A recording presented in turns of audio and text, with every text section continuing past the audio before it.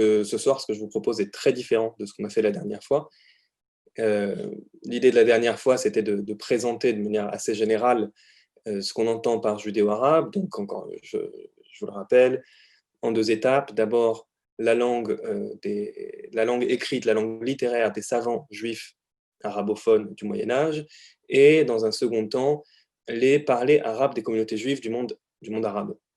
Avec ce détail qui n'en est pas un, il faut quand même le rappeler, les dialectes judéo-arabes, marocains, tunisiens, du 19e, 20e siècle, ne sont pas du tout les descendants de la langue des savants juifs d'Irak et d'Andalousie du Moyen-Âge.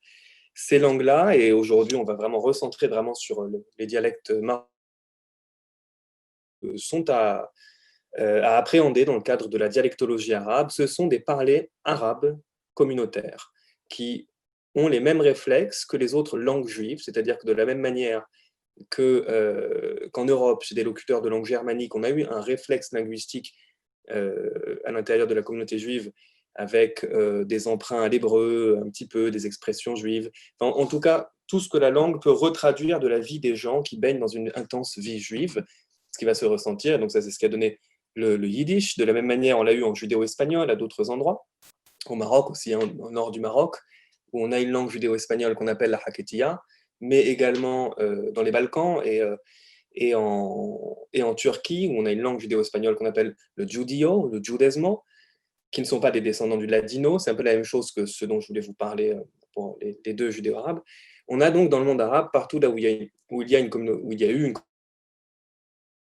traitement que ça, un mellah pour le Maroc, un quartier juif, c'est-à-dire une vie populaire juive qui s'est faite en arabe.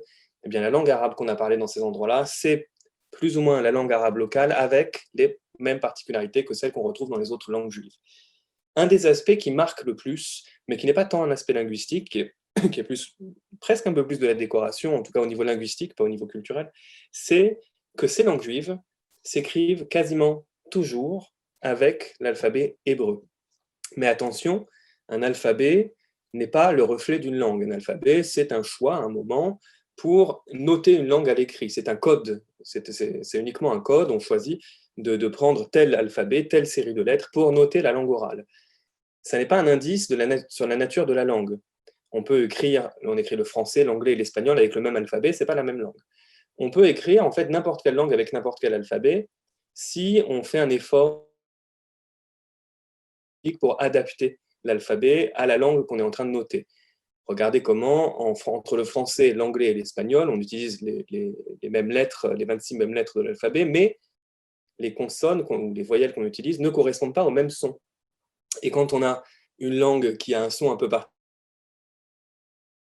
un petit signe, ou un assemblage de lettres. En anglais, on a le son THE, pour le noter, on a mis T plus H. En français, on a des voyelles très étranges, des voyelles nasales comme AN, ON. Eh bien, on trouve un moyen de les noter, AN, ON. En espagnol, on a le son NIE, et on trouve aussi un moyen de le noter. On prend le N et puis on met j'ai oublié le nom que ça a, mais le truc au-dessus du N. Dans le monde juif, en tout cas jusqu'au 19e siècle, quasiment partout, les juifs ont pour enseignement principal, voire unique, l'enseignement communautaire. Donc l'école juive, le heder, la yeshiva. Donc en fait, ils ont un apport à l'alphabétisation qui ne passe que par l'alphabet hébreu. Ils apprennent à lire et à écrire au moment où ils apprennent à lire et à écrire l'hébreu, c'est-à-dire pour pouvoir étudier donc la Bible, le Tanakh, le Talmud, le Midrash, etc. Chez quasiment tous les juifs du monde, puisque souvent on est dans une forme d'anachronisme aussi, on a l'impression que l'identité juive ou la culture juive, ça a toujours été exactement comme en France au XXIe siècle, où il peut y avoir des choses assez séparées entre la vie de tous les jours et la vie communautaire ou la vie religieuse. Au Maroc, jusqu'au XXe siècle, ce n'est pas le cas. La vie juive, c'est quelque chose de complètement central dans la vie des juifs. Ils évoluent dans le quartier juif, voilà, donc il n'y a qu'un système d'enseignement jusqu'à l'arrivée de l'Alliance, mais après c'est un peu différent.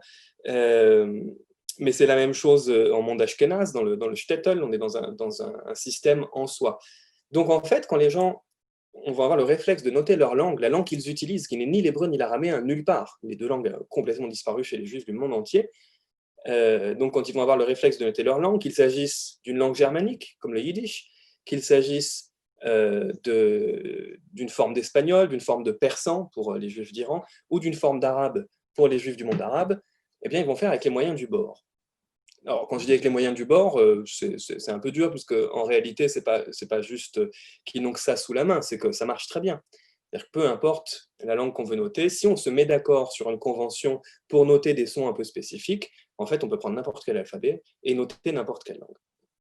Donc, ce qu'on va faire aujourd'hui, c'est justement de voir un petit peu, ou même, en fait, on va faire tout l'alphabet, de voir comment, dans le monde arabe, et particulièrement au Maroc, par quel procédé les Juifs ont écrit leur langue vernaculaire, la langue qu'ils utilisaient tous les jours.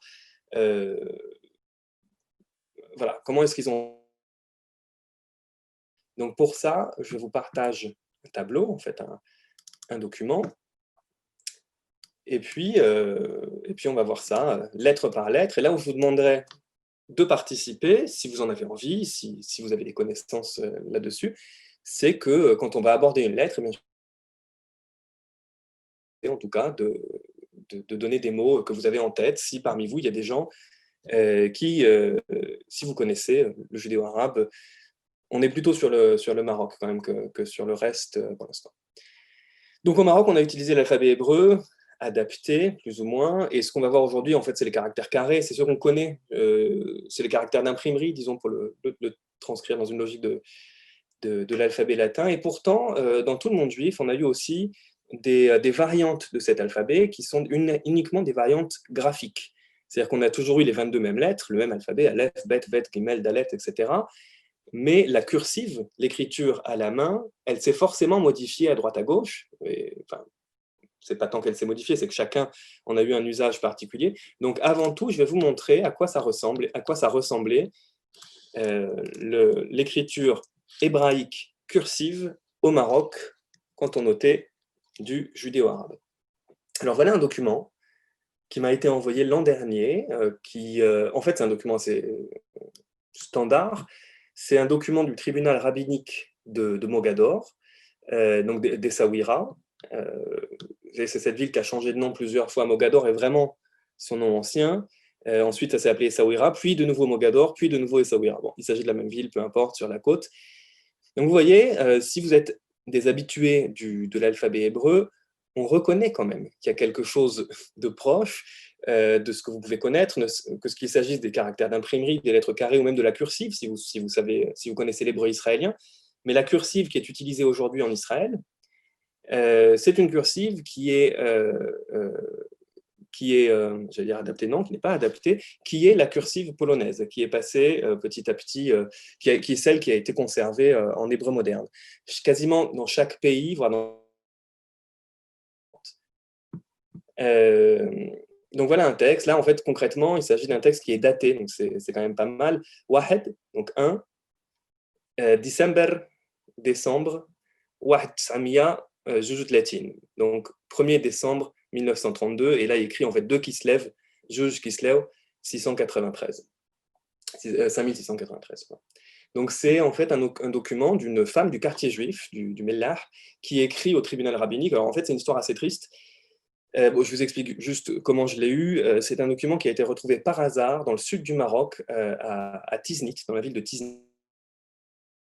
C'est un universitaire marocain qui, je n'ai pas compris en fait, il ne m'a pas dit précisément si c'était une brocante ou s'il a trouvé ça quelque part, mais il a trouvé ensemble plusieurs documents écrits en arabe, dont certains en graphie arabe et d'autres en graphie berbère, en tifinagh. Et ce document-là, et en fait, il s'est lancé sur les réseaux sociaux en disant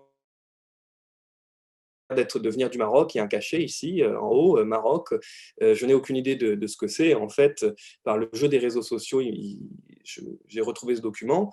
Enfin, il est arrivé jusqu'à moi, puis je l'ai traduit et je pense le publier. En fait, c'est une histoire assez triste. C'est en 1932, donc une dame qui s'appelle Bibih, ce nom est noté ici. Anna Bibih Mrat Street, pas Street, j'ai oublié ce que c'était. Anna Bibi Hamrat Abraham Zafrani. Voilà. Et c'est jamais évident à déchiffrer. Donc, Aleph Nun Aleph, Bet Yod, Mem Resh Aleph Tav, Abraham Aleph Bet Resh Hey même Za'afrani. Za'afrani, c'est son nom. Donc elle explique qui elle est, elle écrit au tribunal et elle explique en fait que son mari, bon, lui fait du mal. Donc on ne comprend pas clairement s'il la bat ou si en tout cas il la traite. En fait, c'est une histoire assez terrible. Mais le document lui-même, et je trouvais assez extraordinaire. En fait, depuis que je me suis un peu renseigné quand même sur les documents dans les tribunaux rabbiniques, j'en ai trouvé plein sur Internet qui sont mis en ligne puisqu'il s'agit d'affaires bon, ça commence à faire un moment, donc je pense pas que il doit y avoir des descendants. J'avais quand même regardé si en Israël, je trouvais des descendants de cette famille-là, je ne vais pas trouver clairement. Bon. Voilà donc à quoi ça ressemble la cursive. Maintenant, on a utilisé parfois une cursive un peu semblable à celle-là en imprimerie, qui en fait est l'écriture qu'on appelle le Rashi. Vous savez, c'est celle qu'on retrouve, si vous connaissez, si vous savez comment fonctionne un Talmud, c'est celle qu'on retrouve sur les côtés dans tous les commentaires de Rashi. On a qui n'est plus une cursive, mais en tout cas une graphie hébraïque qui ressemble un peu plus à celle-là. Mais nous, on va utiliser, et c'est celle que j'ai utilisée pendant des années quand j'ai enseigné le judéo-arabe, en fait, j'utilise celle-là. Enfin, peu importe, l'idée, c'était de trouver un bon système. Et on a quand même pas mal de textes en judéo-arabe imprimés à l'époque qui l'ont vraiment été dans cette graphie-là. Donc, on va parcourir l'alphabet hébreu, lettre par lettre, et on va voir comment est-ce qu'on transcrit du judéo-arabe à partir de cet alphabet-là. On va prendre la première lettre. J'essaye d'enlever... Je me débat toujours avec les multiples fenêtres. Donc, la première lettre de l'alphabet hébreu, c'est le Aleph. Le Aleph. Et bien justement, en judéo-arabe, le Aleph ne va pas être utilisé comme en hébreu, il va être utilisé différemment. C'est le cas aussi en yiddish. En fait, le Aleph en hébreu a un statut qui est particulier et que dans beaucoup de langues, on a du mal à conscientiser. Le Aleph c'est une consonne en hébreu ancien, c'est bien une consonne, qui représente un coup de glotte, c'est-à-dire une micro-consonne du fond de la gorge, un E. Dans la graphie judéo-arabe, en général, on l'a utilisé pour noter la voyelle A. Donc, en réalité, je ne sais pas exactement à qui j'ai affaire ce soir, donc si vous partez de l'hébreu, ça peut vous surprendre. Si vous partez du français, ça ne vous surprendra pas que la première consonne d'un alphabet soit utilisée pour noter la voyelle A. Là, bon, seulement avec le Aleph, j'ai aucun mot à vous faire découvrir, donc on va aller directement à la consonne d'après. La consonne d'après, c'est la consonne bet de l'alphabet hébreu. Elle est utilisée, elle est tout marocain pour transcrire la consonne B. Pour transcrire la consonne B, et absolument jamais pour transcrire la consonne V. Alors, à partir de maintenant, vous pouvez, si vous avez un exemple ou quelque chose à dire, voilà, c'est à partir du moment que vous pouvez allumer votre micro pour poser une question, pour participer. Vous n'êtes pas obligé, mais en tout cas, vous pouvez le faire. L'idée, c'est que ce soit aujourd'hui un atelier un peu interactif, puisque sinon, je vais juste vous présenter l'alphabet, et puis on risque peut-être de s'ennuyer un peu plus. Bon, si en attendant... Oui. Oui, si je dis Abba, Alors, je dis mon père, et là, j'ai utilisé le Aleph et le B. Oui, tout à fait. Alors, Abba, j'allais dire, il y a un problème. Il n'y a pas tant un problème, c'est que en fait, ce n'est pas vraiment de l'arabe, ni vraiment de l'hébreu. D'ailleurs, Abba est un mot de judéo-araméen qui correspond à l'hébreu Av, Av le père. En judéo-araméen, assez souvent, on a rajouté ce A à la fin des mots. Donc, de Av, on passe à Abba. Et ce mot-là est devenu très populaire, puisque, comme vous le savez sûrement, pendant plusieurs siècles, en fait, période de la fin du Second Temple de Jérusalem, les Juifs ont parlé l'araméen et plus l'hébreu. Donc on a beaucoup de mots d'araméen qui sont rentrés, et certains de ces mots araméens sont aussi rentrés plus tard dans le judéo-arabe. Donc on peut en judéo-arabe effectivement dire Abba, mais ce n'est pas le terme le plus courant. En arabe aussi, on peut le dire, Abouna, Abouya. Alors c'est pas pareil, c'est pas Abba. Oui, mais c'est la même racine. C'est la même racine. Le mot le plus courant aujourd'hui, en tout cas, en arabe marocain, mais qui existe dans certains dialectes du judéo-arabe, pour dire papa, c'est ba. Baba. Ba. Ba. On utilise également Baba. Baba. Exactement ça, Baba. Baba. Baba Saleh. Absolument, comme Baba Saleh. Saleh, absolument. Absolument. Alors, dans Baba, ce qui est en plus de très bien pour notre exemple, c'est qu'on voit clairement que le Aleph est utilisé pour noter la voyelle. Excusez-moi, Jonas, je crois qu'en judéo-arabe, en tout cas à Mogador, on disait plutôt Iba. Oui, Ibba. Alors, bon, l'intérêt, et c'est justement pour ça que c'est bien de vous faire participer, c'est justement de vous rappeler qu'il n'y a pas un judéo-arabe. Mais que ça ne dépend pas tant du judéo-arabe que de la dialectologie arabe. On est dans un monde qui est ultra dialectalisé. Il y a quasiment un dialecte par quartier, avec exactement ce type de nuances. Il y a des gens qui vont dire bou, qui vont dire bouya, qui vont dire baba. On utilise aussi bouya. Ouais. Alors parfois, c'est même parfois des histoires de registres. Ça peut être des histoires de Bouya. Ça peut être des histoires donc, de quartier, ça peut être des histoires de genre. Il y a des mots qu'utilisent les femmes et des mots qu'utilisent les hommes. Ça peut être des histoires de tranches d'âge. Voilà. Il va y avoir énormément de choses. Aujourd'hui, malgré tout ça, aujourd'hui au Maroc, en 2020, la langue a tendance à se standardiser pour plusieurs raisons, principalement à travers en fait Internet, à travers la radio et à travers la télé, qui existait déjà, mais en tout cas, les choses se sont accélérées. Et on a un dialecte marocain qu'on appelle une koiné marocaine, qui est en fait une sorte de dialecte marocain standard qui est en train de prendre le dessus partout. La difficulté quand on enseigne le judéo-arabe, c'est qu'on parle de dialectes marocains de la première moitié, en tout cas qui ont été très vivants, jusqu'à la fin de la première moitié du XXe siècle, à partir de 1950, même un peu avant en réalité, mais à partir de 1950, c'est pas tant qu'on commence à le perdre, c'est que le mode de vie traditionnel des Juifs du Maroc est en train de disparaître. Donc, il y a beau rester des Juifs au Maroc, ils changent de quartier, ils sortent du quartier juif, ils vont dans les grandes villes, et eux aussi se mettent en fait à parler un arabe marocain standard. Quand vous parlez à des gens, et c'est peut-être le cas de certains d'entre vous, qui ont grandi au Maroc dans les années 40, 50, 60, ils ont encore souvent ces connaissances. Moi d'ailleurs, ça m'intéresse beaucoup dans mes recherches. Souvent, les gens me disent « Ah, mais tel mot, oui, nous on le disait, mais les musulmans du quartier d'à côté ne le disaient pas, ils disaient plutôt ça. Par contre, les juifs de la ville d'à côté, ils disaient comme les musulmans du quartier d'à côté. » Et c'est en fait de superbes illustrations de ce que c'est qu'un dialecte, que la dialectologie, c'est-à-dire une langue complètement vivante, qui n'est pas structurée ou qui n'est pas enfermée par une académie de la langue, par des règles de grammaire et par une autorité linguistique, en fait, qui va venir vous dire on ne dit pas comme ça, on dit comme ça. Alors, j'ai rien contre les académies de la langue qui ont, à mon avis, une très grande utilité pour les organisations sociétales, politiques d'un territoire. C'est ce qui s'est passé en France. On a organisé un petit peu à un moment la langue pour des raisons concrètes, vraiment d'organisation sociale. C'est un peu ce qui est en train de se passer au Maroc, sauf qu'au Maroc, le dialecte, ce qu'on appelle le dialecte en fait, mais qui en fait est la langue marocaine, n'a pas encore extrêmement bonne presse. En général, on lui préfère ou l'arabe al-fosha, donc l'arabe classique, ou le français, voire l'anglais aujourd'hui. Mais le dialecte a quand même vraiment en ce moment tendance à se standardiser. Donc effectivement, Abba, Baba, Ba, Bou, voilà, il y a énormément de manières de le dire. En tout cas, tout ça veut dire papa ou père. Alors, on disait également papa et maman. Oui. Papa, maman, c'était courant. Alors, où ça exactement? À Casablanca, papa, maman, depuis à la fois les années 40 et les années 50. Il y a deux possibilités. C'est où ça vient du français, ou ça vient de l'espagnol. Les deux sont possibles pour les Juifs du Maroc, les deux sont vraiment très possibles.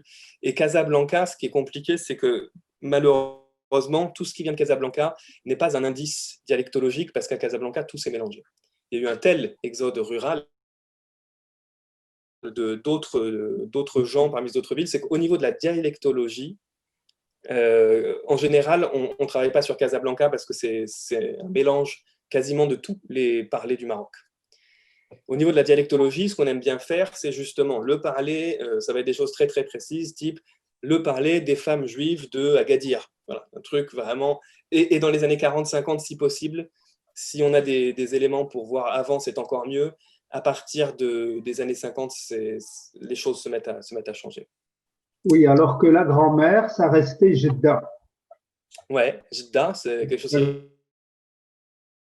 Et la mère, comme on était à l'Alliance française, Ouais. Donc, il y a une influence papa-maman. Ouais. Je voulais aussi apporter un autre mot. Oui. Moi, j'ai entendu mon père appeler son père, donc mon grand-père, Bac. Bac. Bon, après, plus on va faire de lettres, plus on va avoir de mots. Bac, la possibilité, mais alors vraiment, j'improvise un petit peu. En tout cas, on l'utilise comme une expression. Enfin, ça veut dire ton père, normalement, bac. Maintenant, il y a beaucoup d'expressions en marocain où les gens parlent, où les gens peuvent parler d'eux ou s'adresser à quelqu'un de cette manière-là, souvent alors, parfois dans des malédictions, parfois dans des bénédictions. C'est parfois des formules de pivotage comme ça. Mais bac, comme ça veut dire ton père. Alors, En fait, on disait book ton père, book. oui, alors les deux, ça dépend. Mais ça dépend où, ça dépend qui.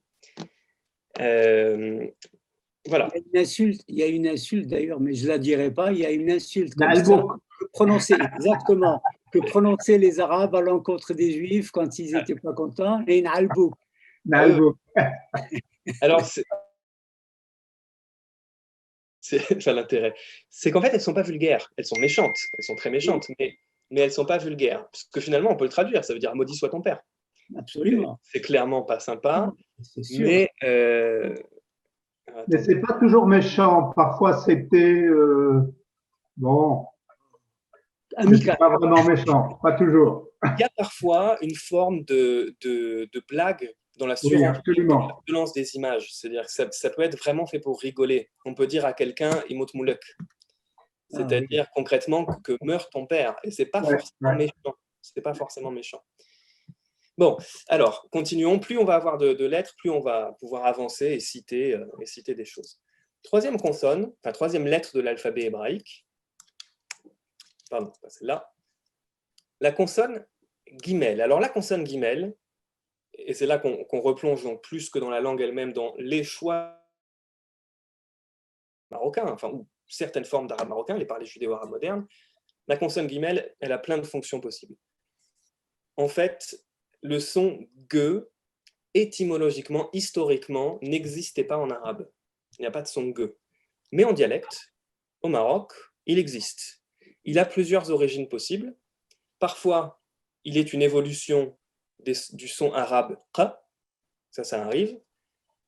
Parfois, il est une évolution du son arabe je, du jim.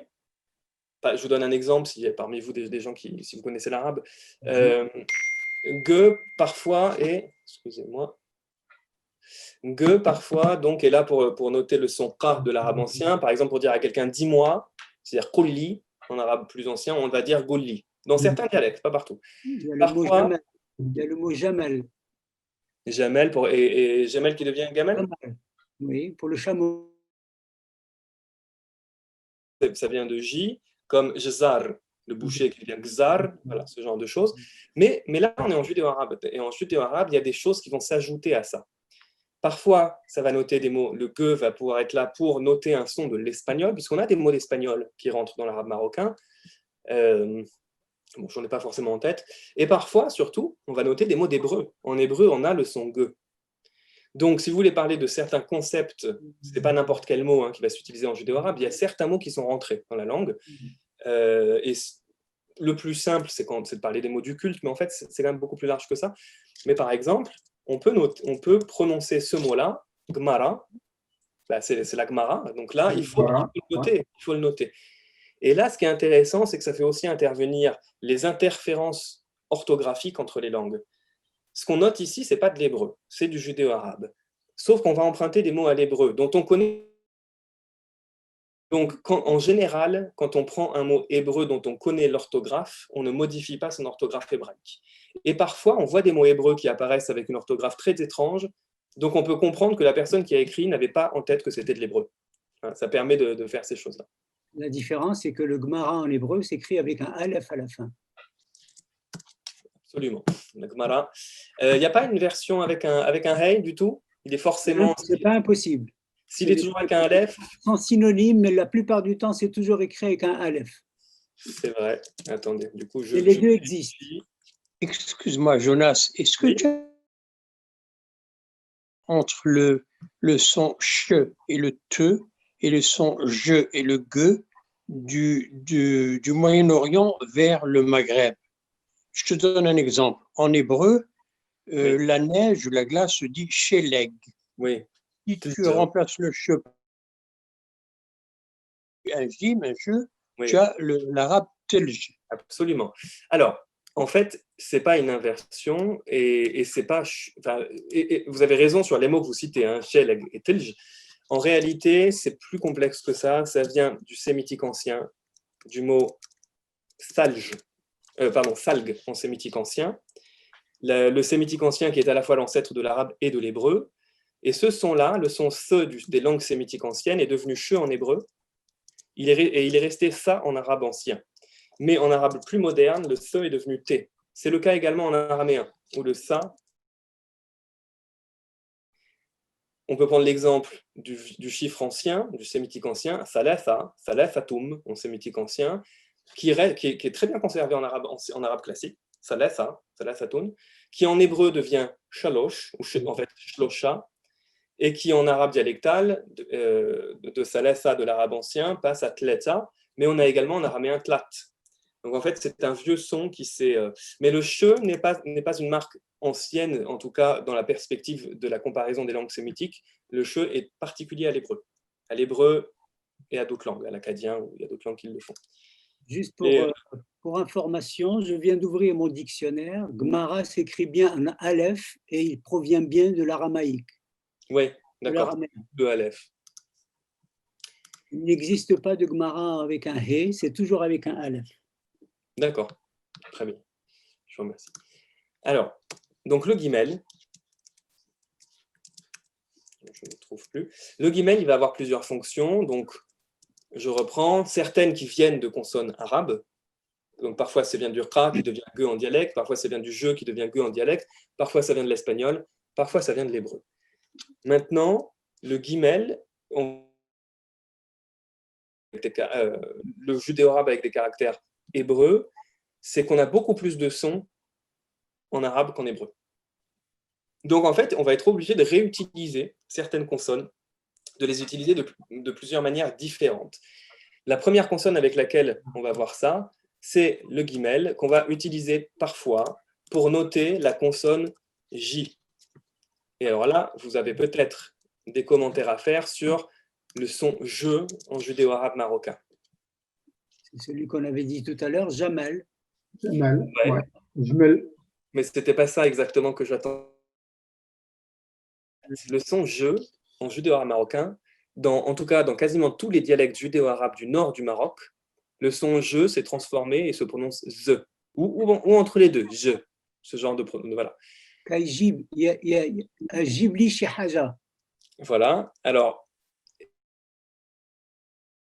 Zibli si Haja, Zibli si Haja ou Jibli si Haja. Il s'agit en fait juste d'une particularité de prononciation et qui, au XXe siècle au Maroc, en général, on a tendance à attribuer ça uniquement au parler juif. C'est-à-dire que si quelqu'un dit Zibli si Haja, en général, on va l'identifier tout de suite comme un locuteur juif. En réalité, il s'agit de vieilles manières de parler l'arabe marocain qui a quasiment disparu chez les musulmans à la fin du XIXe siècle. Mais dans les quelques enquêtes de terrain qu'on ait, et même au début du XXe siècle, dans les vieilles médinas, chez les musulmans, ils parlent comme ça également. Il n'y a que à Fès, peut-être, où ça s'est un peu maintenu même chez les Ahl Fès, c'est-à-dire la vieille population musulmane de Fès. Mais dans pas mal d'enquêtes de terrain, à Rabat, à Salé, à Meknes et à Tanger-Tétouan, évidemment, chez les musulmans, jusqu'au début du XXe siècle, on entend aussi cette prononciation qui s'est un peu standardisée plus tard. Au XXe siècle, dans les parlers qui ont conservé ça, mais historiquement, ce n'est pas spécifique aux judéo-arabes. C'est juste une manifestation de plus du conservatisme linguistique des parlers judéo-arabes. Donc, on la verra après la consonne Z. Considérons que ça se prononce J ici. Vous m'avez dit Jib, on va dire, on n'a pas encore vu le I. On peut faire ça, par exemple. Au lieu de Ghibli, on utilise plus Athénée. Athénée, oui. Oh, il y a une petite nuance entre les deux. Oui, il y a une nuance, mais on utilise plus Athénée que Ghibli. Ouais. À Casablanca. Oui. Alors, est-ce que vous pouvez lire ça? Gad. Jad. Ah oui, Gad. Ah, Gdad. Alors, là, elle se prononce Gdad. Jded. Jded. Oui, Jded. 9. Qu'est-ce Jdid. que c'est Jded? C'est celui qui a donné le nom de la ville, Jdida. Jdida, oui, tout à fait. Ouais. Jded, c'est le pluriel. Jded, c'est nouveau au pluriel. Ouais. Et on avait aussi, c'est le mot que vous m'avez... pardon, celui-là, vous me l'avez dit tout à l'heure. Gida. Jda. Jida. Jda. Qu'est-ce que c'est Jda? Là, c'est grand-mère. Hein. C'est la grand-mère, c'est la grand-mère. Alors, ça me permet d'ailleurs d'introduire cet aspect. Encore une fois, on n'a pas une académie de la langue, on n'a personne qui nous dit c'est comme ça qu'on fait, etc. Donc, l'écriture judéo-arabe, elle est très fonctionnelle. Elle servait, les gens ne s'encombraient pas en fait de certaines normes orthographiques. Il n'y a pas de normes orthographiques. Alors, on ne peut pas écrire n'importe quoi. C'est-à-dire qu'il faut quand même, il y a quand même une convention un peu tacite sur la manière dont on écrit les choses. Mais il peut arriver que le même mot, vous le voyez écrit de 2, voire de 3 fois, de 3 manières différentes dans le même texte. C'est-à-dire qu'il faut s'imaginer que les gens écrivaient assez rapidement et qu'ils écrivaient ce qu'ils entendaient de manière pas absurde, hein, mais ils n'avaient pas du tout le même rapport à l'orthographe que nous aujourd'hui en France. Donc pour vous donner un exemple, tout à l'heure on a vu Baba. Baba, vous pouvez le voir écrit comme ça ou comme ça. Les deux sont très courants. Et personne ne viendra vous dire non, c'est pas comme ça que ça s'écrit. Ça n'a pas vraiment d'importance. Ce qui est important, c'est que la personne qui lit le texte lit immédiatement Baba. Jda, c'est pareil. Jda, vous allez le voir écrit comme ça ou comme ça. C'est-à-dire effectivement, cette écriture-là, elle est plus, en fait, elle est plus précise puisqu'elle explique qu'il y a bien 2 dalets, enfin Jda, encore que dans c'est une écriture qui est faite pour des locuteurs. C'est-à-dire que l'idée d'apprendre le judéo-arabe, ce n'était pas quelque chose qui existait. On n'apprenait pas le judéo-arabe si on n'était pas un locuteur. Donc, les gens savaient très bien que les auteurs savaient que les gens qui allaient lire derrière étaient des locuteurs et qu'ils ne poseraient pas la question, en fait. Il n'y aurait aucun problème. Ils le liraient immédiatement. Il y a juste on peut conclure quand même que de tous les mots que vous venez de citer, il y a quand même une prééminence, comme dans l'hébreu, il y a une prééminence de la consonne sur la voyelle. En fait, vous aviez dit tout à l'heure en tout début que le aleph était considéré dans le judéo-arabe comme une consonne. Mais là, dans tous les mots que vous avez utilisés, il n'a été utilisé que comme voyelle, c'est-à-dire un support d'une consonne qui vient avant pour le lire A. Non, alors vous m'avez mal compris, c'est en hébreu que c'est une consonne. Justement, j'ai introduit en disant la particularité, c'est qu'en judéo-arabe, il est utilisé comme une voyelle, sauf dans les emprunts à l'hébreu. Sinon, il est utilisé comme une voyelle, en général comme une voyelle longue, d'ailleurs, comme un A long, un A qui est assez clair, qui s'entend assez clairement. Il semblait que les 5 voyelles hébraïques, c'est Aleph, He, Chet, Aïn, Resh. Et que le Aleph était considéré comme voyelle et non pas consonne. Non, là, vous m'avez cité que des consonnes et surtout plusieurs. Pardon, là je confonds avec les gutturales. Vous m'avez cité les gutturales. Tout à fait. Bon, alors, de toute façon, voilà, le son J, dans beaucoup de parlers judéo-arabes marocains, il a disparu aux dépens d'une prononciation différente en je. Mais il y a beaucoup de textes dans lesquels les auteurs savent que c'est eux qui ont une prononciation particulière, et donc ils vont noter ça, ils vont noter jded, et ils vont le prononcer zded. Voilà, ils savent que c'est la même chose, que c'est juste une prononciation. Alors pourquoi est-ce que les gens qui ont construit vraiment cette adaptation de l'alphabet hébreu pour le judéo-arabe ont choisi de noter le son « je » avec un guimel? En réalité, parce qu'ils sont conscients qu'étymologiquement, que l'hébreu et l'arabe sont des langues sœurs, qu'elles viennent de la même langue, et qu'étymologiquement, le son « ge » de l'hébreu correspond au son « je » de l'arabe, qu'on peut vérifier dans beaucoup de mots. Hein, si je vous prends dire le pèlerinage et le mot de l'hébreu hag, la fête religieuse, voilà, on voit qu'il y a une correspondance étymologique entre le je de l'arabe et le ge de l'hébreu, et ça marche systématiquement. Donc ils ont choisi de prendre un guimel, et ils ont mis un point en dessous, et même le point en dessous, c'est un clin d'œil à l'alphabet arabe, où le jim se note comme ça, avec un point en dessous. Voilà, c'est une forme de clin d'œil pour identifier que là, c'est le je. Maintenant, ce graphème, ce guimel, a été utilisé encore pour autre chose. Vous voyez, ça fait quand même plusieurs utilisations. Parfois, c'est un ge, comme ici, quand il n'a pas de point.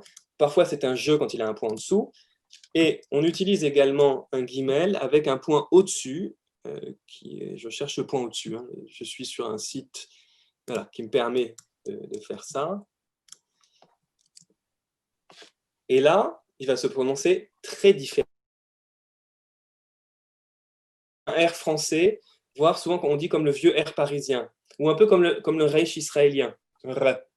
Alors pourquoi ce choix? Pourquoi avoir choisi de prendre le guimel et de mettre un point au-dessus pour faire le re, c'est-à-dire pour correspondre étymologiquement, si parmi vous, il y a des gens qui connaissent l'arabe, le point au-dessus, c'est parce que c'est pour noter le rein, qui se note effectivement avec un point au-dessus. Pourtant, là, il n'y a pas de correspondance étymologique entre rein de l'arabe et gimel de l'hébreu. Il y a une correspondance étymologique entre le rein de l'arabe et le rein de l'hébreu. Ou alors une correspondance étymologique. Non, bon bref, je m'embarque dans trop de choses. En tout cas, c'est Et pardon, oui. C'est juste étrange qu'ils aient utilisé des signes de l'arabe alors qu'ils ne le parlaient pas, c'est ça que vous avez dit au début. Et qu'ils ne le lisaient pas forcément. Il ne le lisait pas, mais c'est un système qui est assez ancien en réalité. C'est des choses qu'on retrouve même dans la littérature. Donc c'est vrai qu'il y a des clins d'œil, à cet alphabet-là. Et d'ailleurs, on voit que ce n'est pas si clair que ça, parce que ça peut changer d'un pays à l'autre. En Tunisie, on n'a pas fait exactement la même chose. On s'est inspiré de la même chose, mais les points, on ne les a pas mis au même endroit. Si vous regardez un texte de judéo-arabe de Djerba, ils ont fait l'inverse. Quand il y a un point au-dessus, c'est je, et quand il y a un point en dessous, c'est re. Donc, bon, ce n'est pas si fixe que ça. Mais alors pourquoi, surtout la question, c'est pourquoi le guimel, à votre avis? Qu'est-ce que le guimel vient faire là pour noter le son re de l'arabe? C'est celui qui ressemble le plus à la lettre arabe? Non, c'est pas pour ça. C'est pas ça. Non, il y a quelque chose en fait de plus. En fait, c'est parce que ça fait écho à une vieille règle de grammaire de l'hébreu, à la règle hébraïque qui existe toujours mais qui n'est pas respectée complètement, qu'on appelle le Beget Kefet. Si parmi vous il y a des hébraïsants, voilà, Beget Kefet. On met un dagesh en premier quand c'est un début de mot. Alors, ça c'est en hébreu. L'idée, c'est qu'en hébreu, en hébreu ancien, ces 6 consonnes-là avaient 2 prononciations possibles selon leur place dans le mot. Aujourd'hui, en hébreu israélien, on ne le fait plus que pour le bet, le kaf et le p, c'est-à-dire bet, vet, kaf, raf, p, fe. En hébreu ancien, c'était le cas aussi pour gimel, dalet et tav. Et la seconde prononciation du gimel, quand il était rafé, c'est-à-dire quand il n'avait pas de dagesh dedans, la seconde prononciation du gimel, c'était re. Exactement comme le rein de l'arabe, mais c'est un hasard. Hein. Mais cette prononciation re du guimel, c'est quelque chose qui s'est conservé dans les traditions de lecture de l'hébreu au Maroc jusqu'à assez tard, en réalité jusqu'au XXe siècle dans certaines communautés marocaines. Par exemple, le fameux mot d'hébreu, mais qu'on utilise au Maroc pour parler des juifs espagnols, qu'on appelle les expulsés, donc megorashim en hébreu, megorashim, au Maroc, ça se disait merorasim, avec re, parce qu'un guimel qui n'a pas de dagesh dedans, on le prononçait re. Donc, ça c'est c'était l'exemple avec un mot hébreu, mais c'était logique pour ces gens-là d'utiliser le guimel pour noter le son re. Alors, qu'est-ce qu'on peut avoir comme mot avec re? Le gâteau qui s'appelle riba. Il s'appelle rifa. Non, riba. Les mantecaos en espagnol. Riba le gâteau, rzel. Rzel, en fait, c'est une gazelle, mais en fait, c'est utilisé. Aussi, c'est beau. Oui. Bon, en fait, il y en a pas mal, mais là, j'en avais un qui est simple, avec vraiment les voyelles qu'on a. Bien que riba, ça marchait aussi. Ça, c'est un verbe.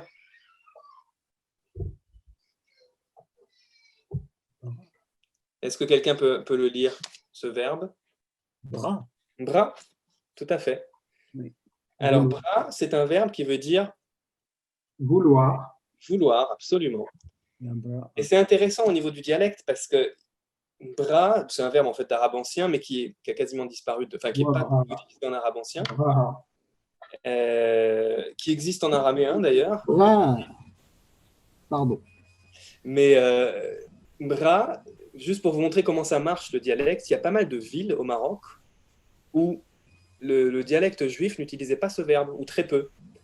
Moi, ça m'est arrivé de parler avec des locuteurs juifs. J'ai en tête, en fait, particulièrement une dame de Safi, de Asfi, au Maroc. J'avais utilisé ce verbe-là, elle m'avait dit « Oh, mais ce verbe-là, c'est les Arabes qui l'utilisent. » Oui, absolument, parce qu'on n'utilisait pas britou, brit, on utilise Et oui, c'est ça. En fait, concrètement, le verbe hab, concrètement, les deux sont des verbes arabes. Ils sont complètement synonymes, mais il y a des dialectes qui privilégient l'un et d'autres dialectes qui privilégient l'autre.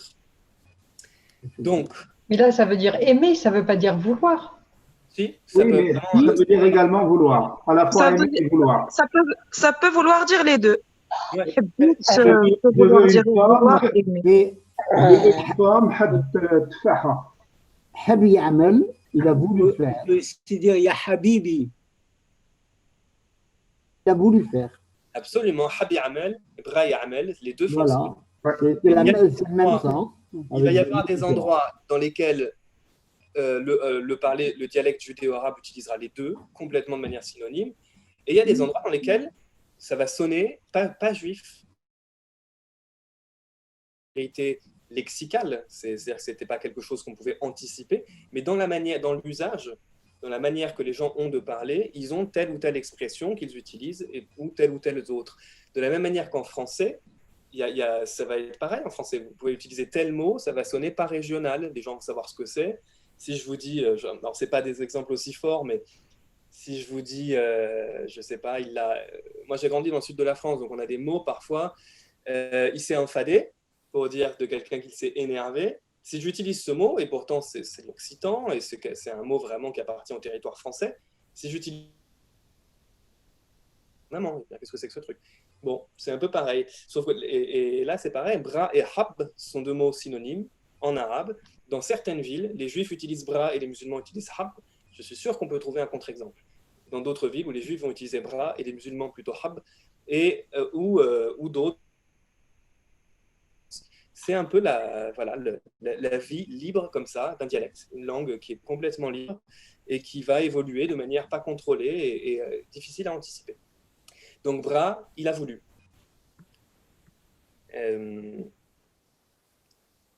Donc voilà, on a vu les différentes prononciations, les différents usages de la consonne guimel. Consonne suivante, plus simple, Dalet. Ah, j'avais même pas vu que je l'avais utilisé là. Dalet. Alors, ça se prononce D. Il n'y a aucune particularité de prononciation. Vous prenez en fait... pareil. Ah non, chaque fois j'oublie. Voilà, un autre verbe. Da. Bda. Bda, il a commencé. Il a commencé. Bda. Voilà. Un autre mot. Ah non, on n'a pas vu. À chaque fois j'oublie, à chaque fois je fais ça. J'allais mettre bana, mais ça ne marchera pas.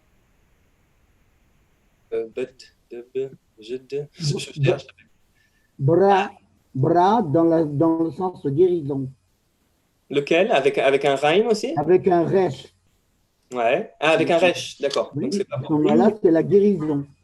Oui, tout à fait. Et c'est pas pour maintenant, parce qu'on n'a pas encore vu le resh. Il faut attendre d'arriver au resh. Ouais. Attendez, j'en avais un autre. Ah oui, voilà. Celui-là. Ou non? Adrob, non. Non, c'est pas ça.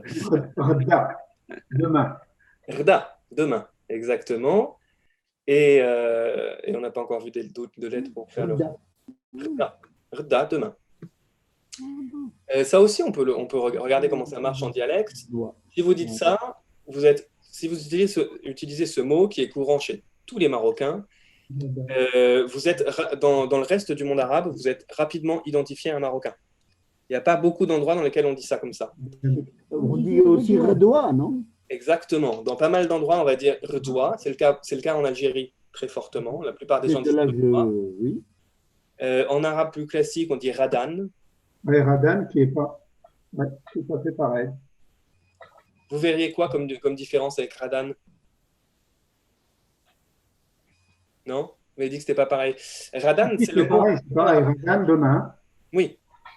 D'accord.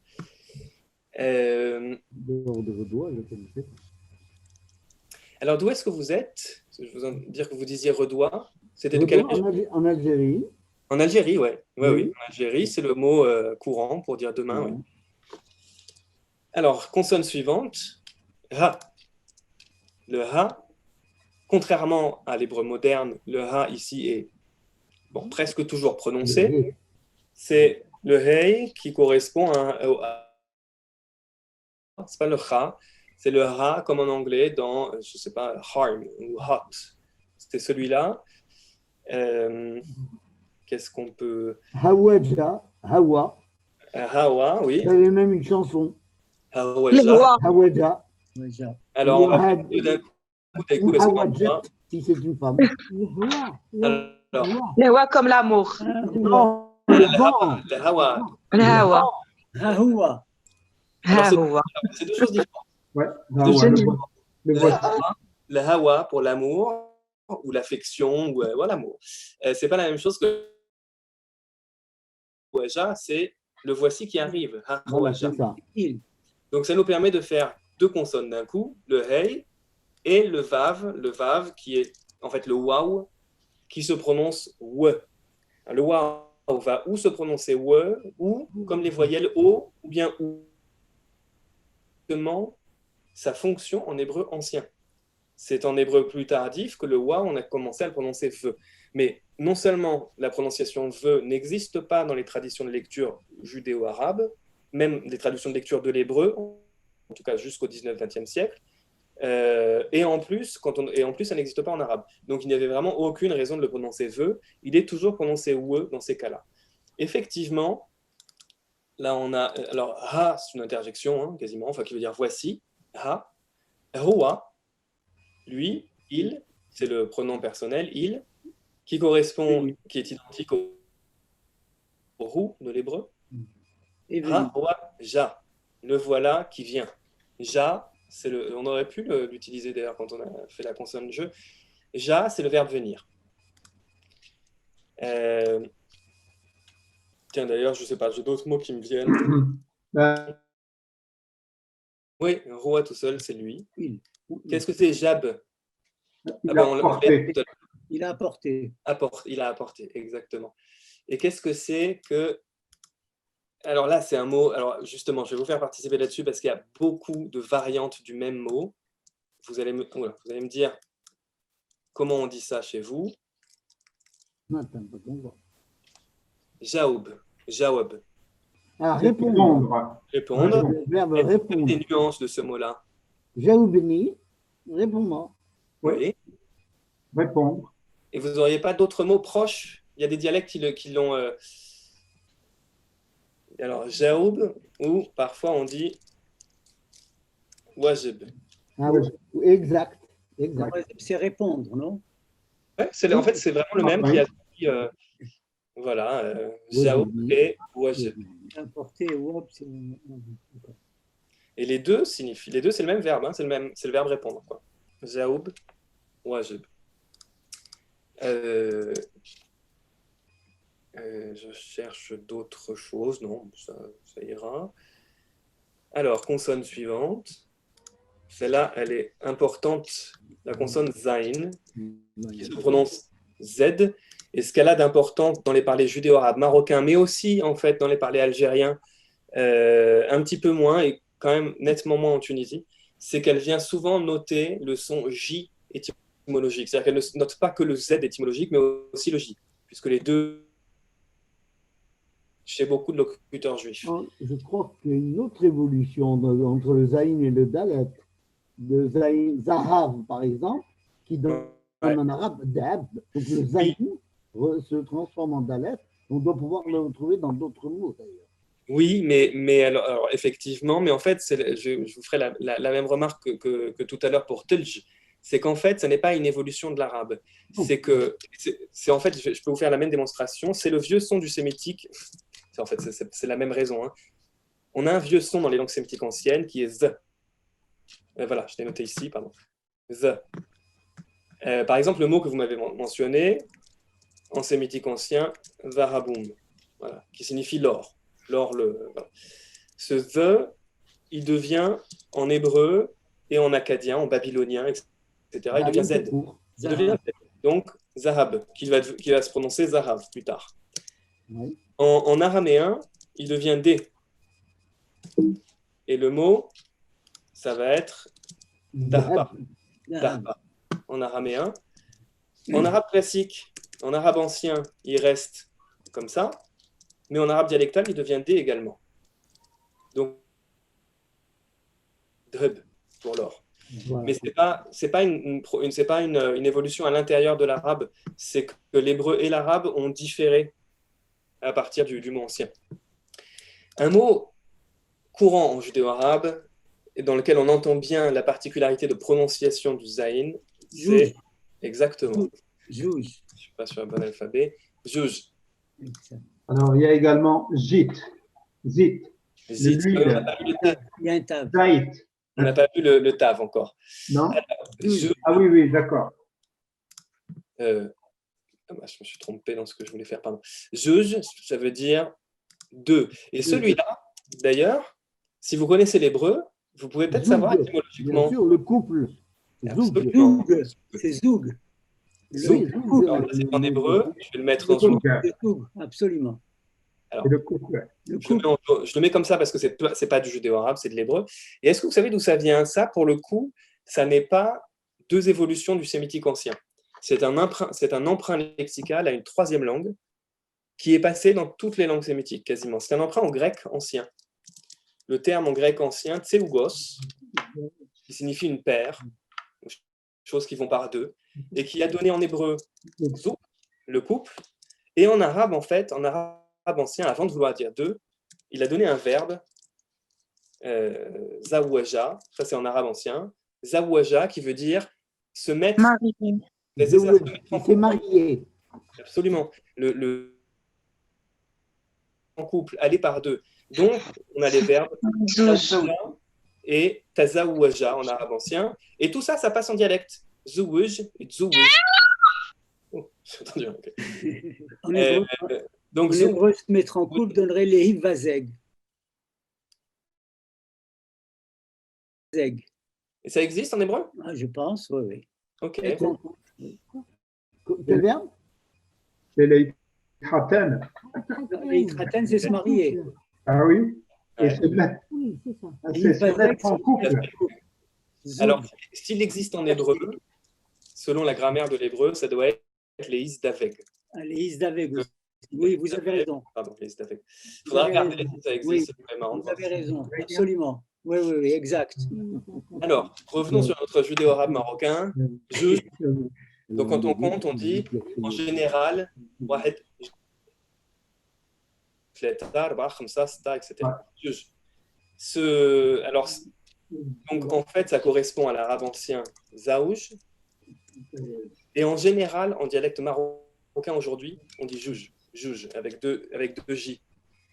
Mais selon les dialectes au Maghreb, juj, juj, zouj, jouz, toutes les formules sont possibles. En Algérie, par exemple, les gens disent zouj, c'est souvent zouj. Mais si vous allez en Libye, à Tripoli, le parler musulman à Tripoli dit zouz. Donc ça ressemble au parler juif du Maroc. Bon, juge pour deux. En travaillant de mémoire dans le Had de Had Gadia, il n'y a pas que mon père m'a acheté pour deux. Non, c'est l'araméen zouz. Zouz, c'est un araméen. Qui est le nom de la monnaie. Zouz flous. Nishren et Babab, Zouz Zouz flous, exactement. Voilà. Alors, il y a un tout à l'heure. Sketch israélien qui parle de ça. Je ne sais pas si c'est un peu hors sujet, mais si vous connaissez ça, la série israélienne à Yehudim Baim, qui fait des sketchs. Et il y a un sketch sur le mot zouz de l'araméen et sur une incompréhension, parce que zouz en hébreu moderne, ça veut dire va-t'en. Et donc, en fait, tout le sketch, c'est zouz, zouz, zouz, et ils ne se comprennent plus, c'est assez drôle. Voilà. Bon. Peut-être un autre mot avec un zayin. Donc là, c'est un zayin qui a plusieurs. Le premier vient vraiment d'un Z étymologique et le deuxième vient d'un je. C'est la même chose. Alors, en fait, on peut réutiliser tous les mots qu'on a utilisés avec J et ils vont marcher avec Z en judéo-arabe marocain. Zab. En Zab. reprenant avec le he, vous trouvez hebz, bouger, remuer. Pour prendre, porter quelque chose, soulever. Hez. Hez, voilà, oui. Ouais, hez. Maintenant, il doit y avoir un jeu quelque part. Hez el bouta, hez el beli. Absolument, hez. Alors, hez, d'ailleurs, c'est vraiment un Z. Vraiment un Z étymologique. Et la vidéo, tu peux voir? Voilà. Il y a un Larsen.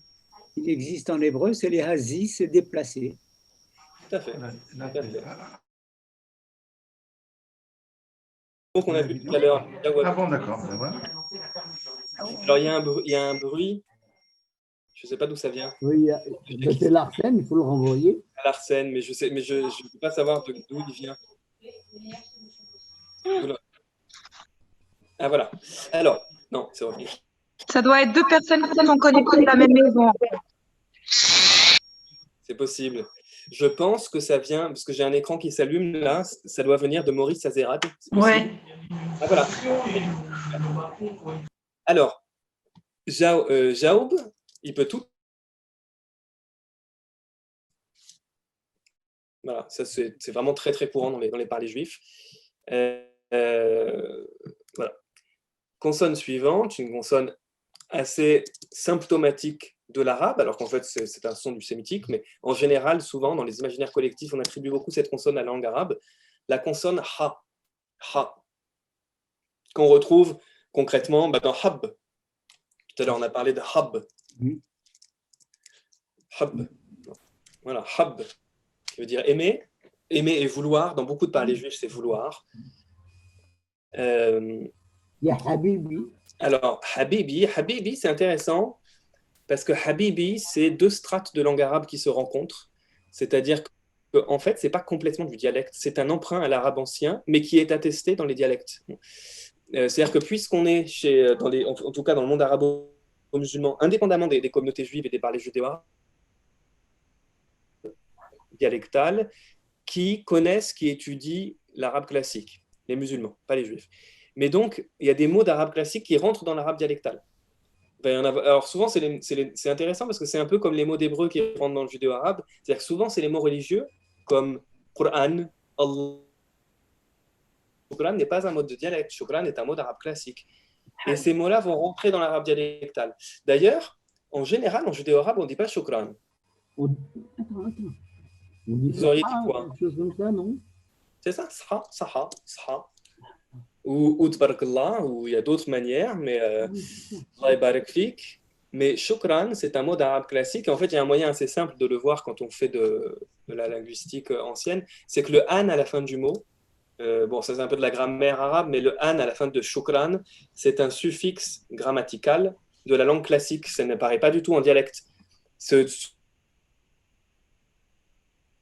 S'il apparaît dans le mot shukran quand on parle en dialecte, ça veut dire que c'est un emprunt à une forme plus ancienne d'arabe. Habibi fait partie de ces emprunts-là. Habibi n'est pas un mot naturel du dialecte, mais même si ça fait très longtemps qu'il est en dialecte, hein, il est utilisé abondamment par tout le monde. Mais au niveau de sa forme, en fait, concrètement, au niveau qu'il ait ses voyelles prononcées Habibi, qui est les deux i, on comprend que c'est un emprunt à l'arabe plus ancien, ou à l'arabe oriental parfois. Voilà. Qu'est-ce qu'on peut avoir? Ce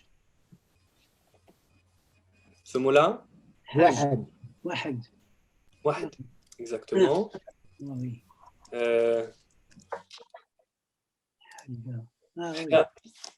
Qu'est-ce que c'est Hda? À côté de. À côté. C'est ça, à côté de Hda. Si je dis Hdak. À côté de toi. À côté de toi. Et Hda. À côté de lui, d'elle. À côté de lui, Hda et Hdaha. À côté d'elle. C'est ça. Vous avez des mots avec. Il faut continuer, Hadana à côté de nous. Je me suis arrêté. Mais oui, tout à fait, on peut. Bon, mais il y a autre chose. Là, Yahdik, c'est autre chose. Ouais. Qu'est-ce que c'est? Là, Yahdik, c'est avec un ha. qui te protège. Il y a les deux. Il y a Ah oui, d'accord. qui te donne Qu'il la te sagesse, guide, et Ihadek, qui veut dire qu'il te surveille, c'est ça? qui t'aide, oui, absolument.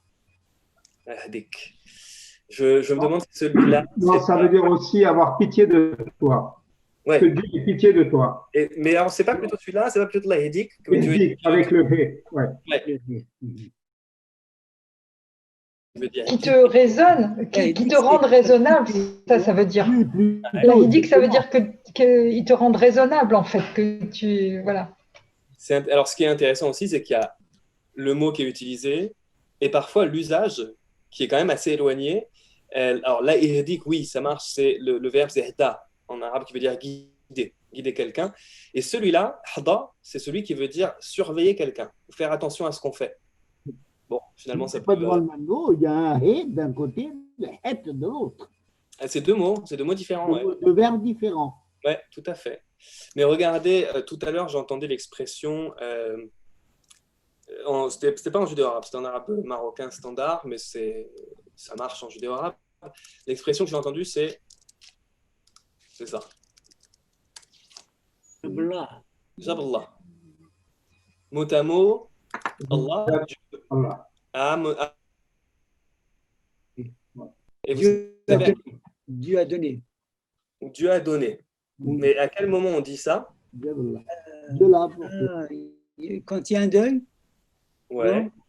Je sais pas. Honnêtement, je sais pas. Moi, je l'aurais utilisé. En tout cas, quand on ne fait pas heureux. Il ne faut pas dire malheureux. Non, ça Alors, peut, en ça fait, peut être à un cadeau aussi. à un moment où il se passe quelque chose d'inattendu. D'inattendu et plutôt d'heureux. Plutôt heureux, j'aurais dit, tiens, je pensais pas, et ah, Jaballah. Et en fait, heureusement, ou Dieu a donné. super, Dieu a donné.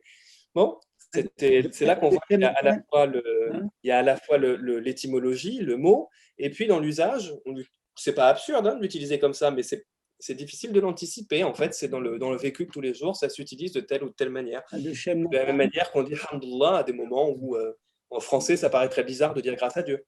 Adoshem Nathan. Ma Hashem Natan, Hashem Lakar. Oui. Ah, c'est Jabla. Jabla, Hashem Lakana. Ah oui, je ne l'avais pas vu comme ça. Mais oui, tout à fait, ça ressemble à ça, absolument. Et bien, ce Jabla, techniquement, en judéo-arabe, il peut se devenir comme ça. Pardon. Il y a une espèce de contentement quand on dit Hada Jabla. C'est le hasard, c'est comme ça. Dieu a donné, quoi. Dieu a donné, mais c'est pas. C'est lui qui fait, quoi. Voilà. Oui, tout à fait. Tout à fait. Non, j'ai cru. Alors, consonne suivante. Tête. Tête. Alors, tête, en fait, c'est encore une fois, c'est pas surprenant la manière dont on l'utilise en judéo-arabe.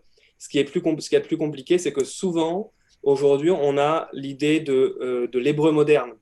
Tête, en judéo-arabe, renvoie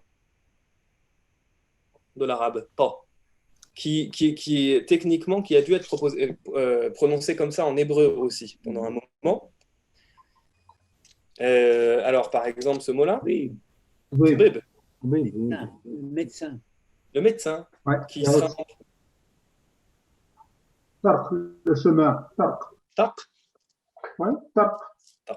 comme ça, Mais pas. je ne connais pas. Non, avec un ra. Tarq. Tarq. Ah, la douleur. Derrière. Non, le chemin. Tarq. Tarq. Derrière. Ah oui, C'est d'accord. comme derrière, en fait. Trèche. Voilà. Trèche. Trèche. Trèche, ouais.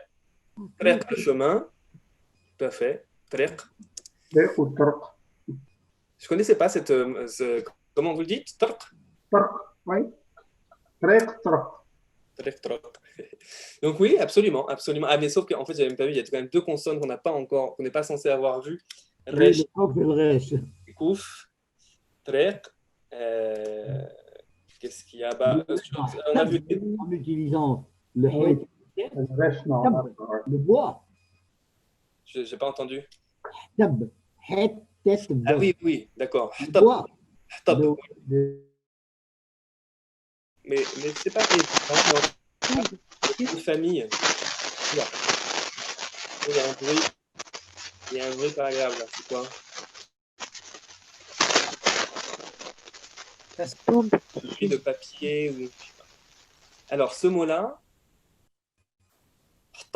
hattab. Qu'est-ce que c'est hattab? Le bûcheron. Le bûcheron, absolument. Hattab. Alors, il y a un débat étymologique sur le nom de famille Attab. Le nom de famille juif, hein, Oui, en tout cas, couramment porté par des juifs. Il y en a qui veulent dire, qui disent que ça veut dire le bûcheron, hattab.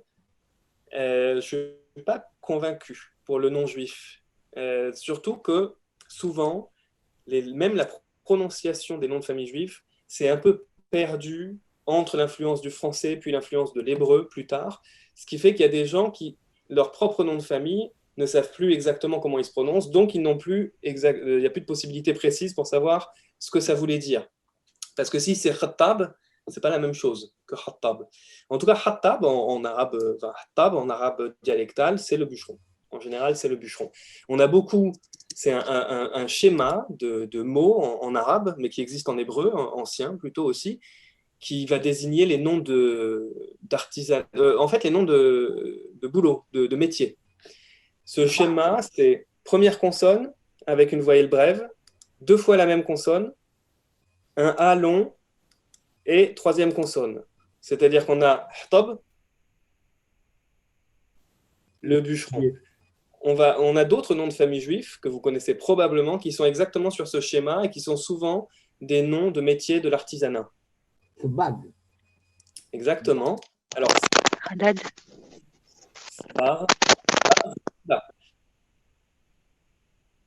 Je sais pas d'où c'est. Quelqu'un qui touche un appareil, hein, c'est pas. Alors, sbar, normalement, il faudrait l'écrire avec le point au-dessus. Attendez, je vais le chercher. Le raïn avec le point au-dessus. Et vous voyez d'ailleurs comment le mot sbar est très souvent devenu sbag. Il y a toujours cet aller-retour entre le son re et le son ge. Sbar, c'est le teinturier. Oui, c'est ça. Haddad. Qu'est-ce que c'est Haddad? Forgeron, je suppose. Forgeron. Un ferblantier. C'est, pardon?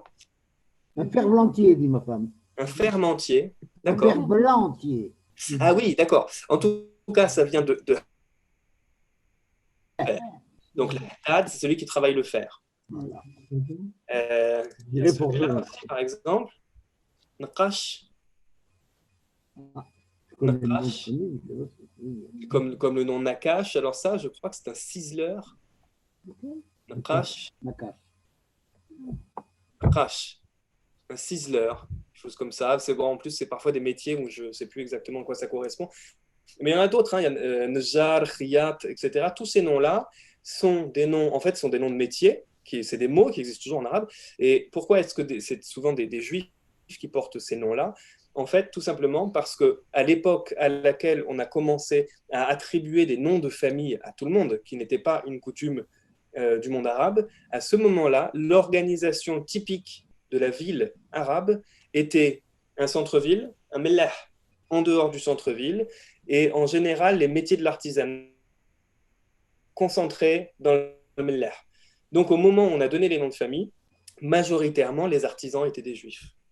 Donc, c'est eux qui ont comme nom de famille des noms de l'artisanat. Si vous voyagez au Moyen-Orient, si vous allez en Syrie, bon, c'est peut-être pas le meilleur moment, mais en tout cas, au Moyen-Orient, où vous avez des Arabes chrétiens, ils ont souvent les mêmes noms de famille exactement pour les mêmes raisons. C'est pour ça qu'on a des Libanais arabes chrétiens qui s'appellent Haddad, Sbar, Naqash, parce que leurs noms de famille leur ont été donnés au même moment et qu'ils avaient la même fonction dans les sociétés arabes, les chrétiens au Moyen-Orient et les juifs au Maghreb.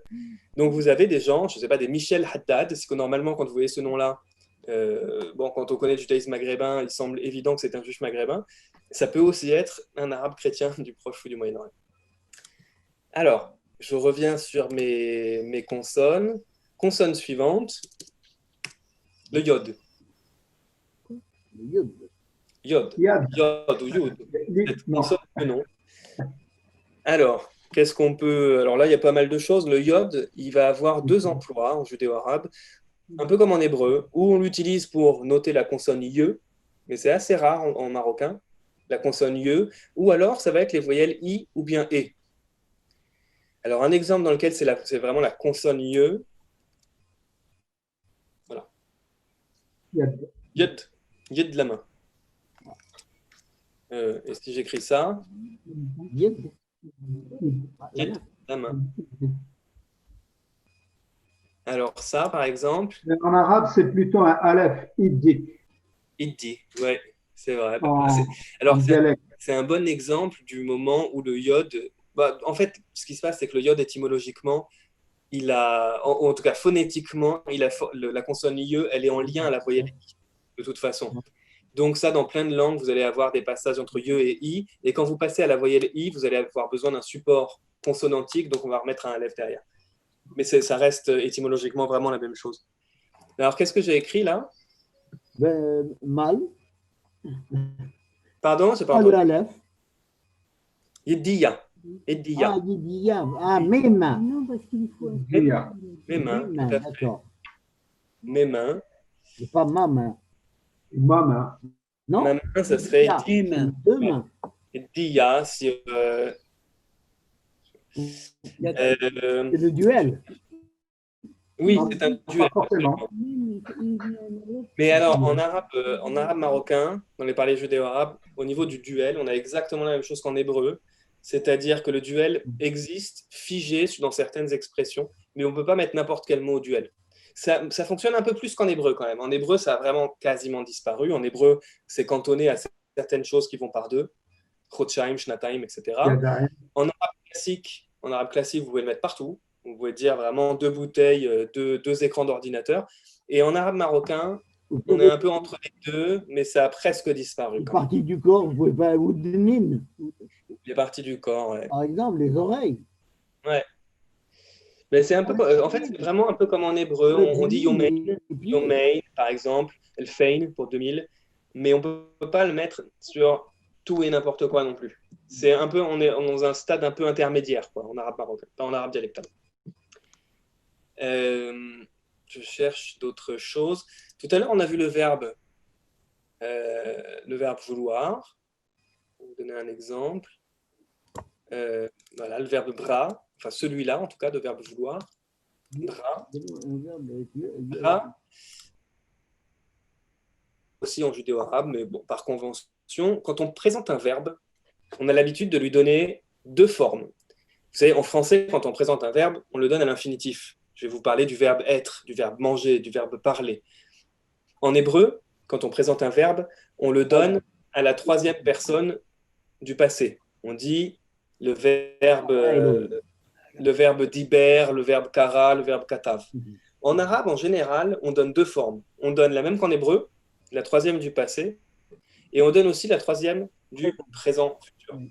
C'est-à-dire que quand on parle du verbe parler, du verbe dire, on dit le verbe bra ibri. Bra ibri. Pourquoi on fait ça? Parce que une fois qu'on a donné ces 2 formes, on peut le conjuguer. On ne peut pas deviner complètement. Alors pour ceux parmi vous, si vous connaissez la grammaire hébraïque, c'est en fait ce verbe-là, c'est exactement comme les verbes lamed hey, lamed yod en hébreu. Mais on a pour usage de donner les 2 formes, comme ça quand on les donne à quelqu'un, il sait tout de suite comment le conjuguer. C'est-à-dire qu'on va dire ho abra, il a voulu, mais c'est un futur. hoa ibri, pour il veut. Futur, non? Pardon? Le hé remplacé par le yud. Voilà, alors ça c'est en hébreu, et ici, là, c'est dans la graphie. En fait, si on s'extrait des graphies, qu'elles soient hébraïques ou arabes ou autres, en fait, la voyelle A est remplacée par une voyelle I. C'est ça qui se passe concrètement, et c'est assez vrai. Regardez comment on dit. Hu abra, il a voulu, mais en abrit, j'ai voulu. Il y a une alternance entre le A et le I dans ces verbes, toujours. Et on a ajouté un tav à la fin. Un T à la fin. Oui, ça c'est pour la... Oui, tout à fait. Ça, c'est les terminaisons pour conjuguer. Alors, donc yod, qu'est-ce qu'on peut... Non. À la suite. Bni, il y a bni. J'ai pas entendu. Ah oui, mais il y a un noun, non. Non, ben, il y a un noun, c'est pas normal, c'est pas bon. Ah, bni, vous disiez. Oui, non, il y a un noun. Alors, Pour le mot juif, pour dire Yehudi, alors on le met avec des yods aussi. ouais, Yehudi. Yehudi, comme ça.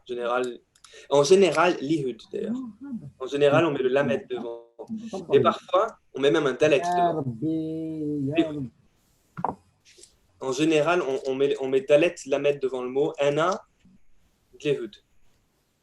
ce DL. Ou alors, Ana Ehud ou Ehudi. Oui, plutôt. Ehudi. Ehudi. Ehudi. Et l'autre expression, Yehudi Hachak. Yahoudi. Alors, sur les voyelles, Yahoudi, c'est vraiment de l'arabe. Donc, c'est-à-dire, c'est vraiment de l'arabe. Quand je dis c'est vraiment de l'arabe, ça veut dire c'est de l'arabe classique. Souvent, les gens connaissent les mots en arabe classique.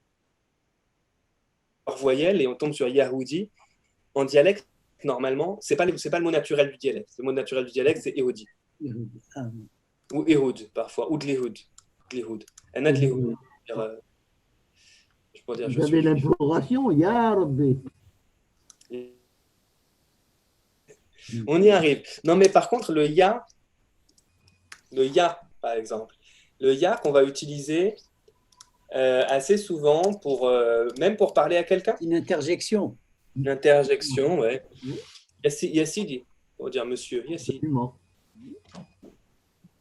Et alors, c'est là. Mieux s'adresser à Dieu qu'à ses saints, on dit Ya Rabbi d'abord. Oui, c'est vrai, c'est vrai. Yabni. Yarjala, Yawalzi. la beauté, la yarjala, yarjala. Yarzal. Alors, je vois qu'il reste que quelques minutes. Plutôt que de continuer l'alphabet,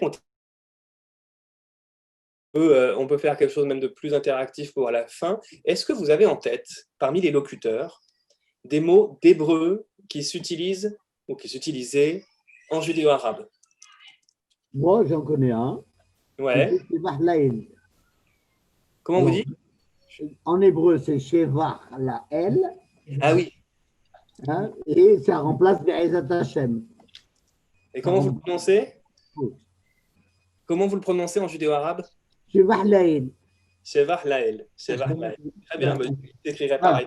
Alors souvent, d'ailleurs, quelle que soit la prononciation judéo-arabe, l'écriture, c'est l'écriture hébraïque.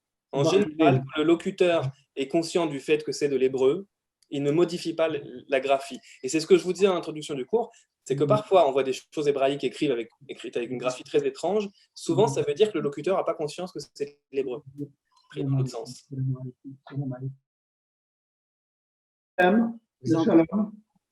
Alors, salam, ça ne vient pas de l'hébreu. Salam, c'est le cousin germain, le mot cousin germain du mot shalom. Mais ce n'est pas un emprunt à l'hébreu.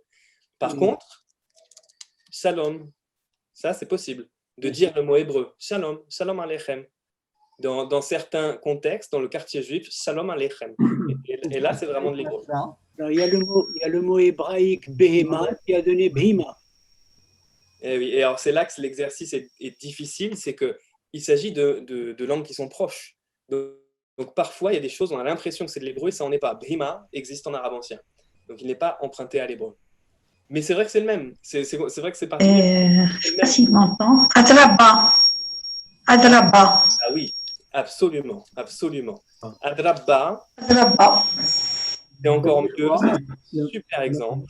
Qu'est-ce que ça veut dire? Attendez, il y a comment on appelle ça, l'écho qui était revenu.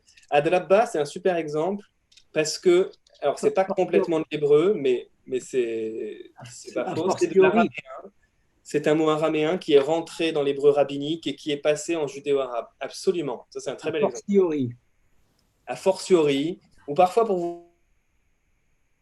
vous. Ouais, adrabba. Absolument. Il y a Amel. Amel en hébreu. Et bien là, c'est un cousin. Le mot est courant en arabe aussi, même en dehors du judéo-arabe. Pour certains exemples, c'est compliqué de savoir quel mot est emprunté à l'hébreu et quel mot ne l'est pas. En fait, il y a un moyen quand même de le savoir, c'est si le mot existe partout dans le monde arabe et en arabe classique, c'est qu'il n'est pas emprunté à l'hébreu. Si le mot n'existe que dans la communauté juive de tel endroit, c'est qu'il est emprunté à l'hébreu. À peu près, on peut s'en sortir à peu près comme ça. Mais malgré tout, il peut rester parfois certaines hésitations étymologiques. Effacé. Je pense que c'est de l'arabe. C'est de l'arabe. C'est de l'arabe. En hébreu. Ouais. Yimhi. C'est de l'arabe. Oui, c'est en arabe. C'est de l'arabe. Ça fait Imachemo. Maha en hébreu, c'est Et Imachemo, ça veut dire que son nom soit effacé, absolument. À mon avis, et alors c'est compliqué parce que ça existe en hébreu. Donc peut-être maintenant qu'il peut y avoir ce qu'on appelle une convergence étymologique. C'est-à-dire que ça existe en hébreu et ça existe en arabe et ça renforce la facilité de l'usage. Ça fait que c'est peut-être encore plus évident de l'utiliser. Mais dans l'expression, le verbe existe en arabe, il n'est pas forcément emprunté en hébreu, mais dans cette expression-là, l'expression est hébraïque et elle n'existe pas que en judéo-arabe, elle existe vraiment en hébreu. Donc, Oui, elle est dans la Torah d'ailleurs. pardon? C'est dans la Torah, il me semble, non? Oui, c'est en hébreu ancien. Dans la paracha, je ne sais plus laquelle, mais bon. Oui, tout à fait. Est-ce que vous avez encore un ou deux exemples? Oui, il y a Amen. Amen, ça existe un peu partout. Amin, Amen. Absolument, ça existe un peu partout. Et bien, pour le coup, Amen, c'est vraiment de l'hébreu, mais c'est emprunté, non pas en judéo-arabe, c'est emprunté en arabe ancien à l'hébreu. En fait, le mot existe en arabe, Amin, et l'emploi du mot pour dire Amen, que ce soit à la fin d'une prière ou à un moment important, c'est un emprunt. Le mot existait en arabe, mais la manière de l'utiliser a été empruntée à l'hébreu ancien, a priori à travers le syriaque, à travers l'araméen. Il y a mlah, le sel. Alors là, c'est pareil. Ça veut dire beau. Ça existe. C'est Melach. Est-ce que je peux poser une question? Alors, milh, c'est le mot gage, un gage, déposer un gage, j'ai entendu parler de imana. Athéné dik imana. Ouais. Non, c'est imara. Non, attendez. Imana. Imana. Sans rends-moi le gage que je t'ai donné. Ouais, alors là, c'est vraiment de l'arabe, un peu daté, mais c'est vraiment de l'arabe.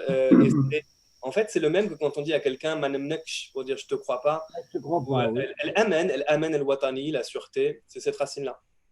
J'ai trouvé un mot en hébreu qui est transcrit. J'ai trouvé un mot en hébreu qui a été transcrit dans l'arabe dialectal, c'est le marq, la soupe. Alors, en fait, pareil, c'est pas transcrit. En arabe, ça existe aussi. Ça existe aussi, sauf qu'en arabe, en général, le marq, c'est la sauce. Marq, en arabe. Non, shorba, c'est la soupe. En fait, le mot marak de l'hébreu et le mot marq de l'arabe ont la même étymologie, mais il n'y en a pas un qui est emprunté à l'autre. C'est ça que je veux dire. Et puis c'est le bouillon. Je voudrais revenir sur Shalom Aleichem. En arabe littéral, c'est Salamu Alaykum. Ouais. Et en arabe dialectal, on dit aussi Salam Aleik. Ouais, salam alaykum. Ça, c'est vraiment les vieilles les formules comme ça qui sont chargées d'importance sacrée. C'est pareil que Shalom Aleichem. Oui, alors, mais c'est de la même manière, c'est pas un emprunt de l'un à l'autre, c'est la vieille formule de salutation des langues sémitiques anciennes qui existait même indépendamment de l'hébreu et de l'arabe. D'ailleurs, salam alaykum existe en arabe ancien, shalom aleichem existe en yiddish. Regardez même l'auteur, shalom aleichem. C'est-à-dire que c'est une expression qui en fait est courante dans les langues sémitiques. Non, mais en arabe littéral, c'est Salamu alaykum. C'est pareil. Le mot sang. Salamu alaykum. Le mot sang, dam. Ben, c'est pareil, c'est ce qu'on appelle un konya en linguistique. C'est-à-dire que il n'est pas emprunté, c'est son cousin. Comme entre le français et l'espagnol, amour et amor, ou ami et amigo. C'est-à-dire que c'est pas un qui l'emprunte à l'autre, c'est que les deux ont la même origine. Par contre, en judéo-arabe, on en a quand même. Regarde, est-ce que vous connaissez l'expression de sabab? Oui. Oui, c'est ça, exactement. C'est intéressant parce que ça vient de l'hébreu Tisha B'Av. Et on se dit que Tisha B'Av, c'est une date en fait, mais bon, qui du coup ensuite c'est une célébration. On se dit que ça représente quelque chose de très dur dans l'histoire juive, donc ça devient une insulte. Sabab. En fait, c'est Tisha B'Av prononcé en judéo-arabe marocain. Tisha devient ça, Bab pour B'Av. Au féminin, Sababa. De la même manière qu'en arabe marocain moderne, on va prendre des mots de français comme Wahd Bogos, quelqu'un qui est un beau gosse, Wahd Bogos, et on peut dire d'une fille Wahd Bogosa. Voilà.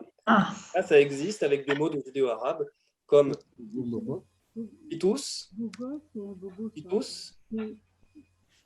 le Titus, quoi, et on dit de quelqu'un qu'il est Mtatos. Ça veut dire qu'il est un peu bizarre.